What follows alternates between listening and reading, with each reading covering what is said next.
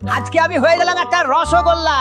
Cute না আমি? আরে আরে আমার কই নিয়ে আসলো? মনে হইতেছে ওয়াশিং মেশিনের ভিতর ঢুকাই দিছে, মাথা তো পুরাই ঘুরাই দিছে। ওরে বাবা, যা একটা ঝাঁকি দিল রে। যাক বাঁচা গেল। এখন আমাদেরকে বাজারে বিক্রি করতে নিয়ে যাবে। ওয়াও, অত মানুষ, মেলা বসছে নাকি? সবাই দেখি রসগোল্লা পাগল। আরে আরে এই হ্যান্ডসাম মাইদা তো আমারই পছন্দ করলো। আমি তো সেলিব্রিটি হয়ে গেলাম। হে হে, চললাম মালিকের সাথে তার বাড়ি। টাটা। তোরা থাক, আমার আর তর সইছে না। ওরে বাস, পানি তো দেখি টকবক করে ফুটতেছে। আমার জন্য দেখি সুইমিং পুল রেডি। গেলাম তাহলে ঝাপাং। এই মিয়া, এত বড় পাতিলের মধ্যে খালি আমারে একাই ছাড়লা? কিপটা একটা, আরো দুই চারটা বন্ধু ছাড়লে কি হইতো? যাক বাবা, গোসল সে একাই রাজত্ব করলাম পুরা সুইমিং পুলে। বাহ, আমার একার জন্য আবার স্পেশাল বাটিও আছে দেখি। এই তো আমার আসল মালকিনের কাছে চলে এসেছি। এখন হবে আসল খেলা। ম্যাডাম তো চামচ নিয়ে পুরাই রেডি দেখি।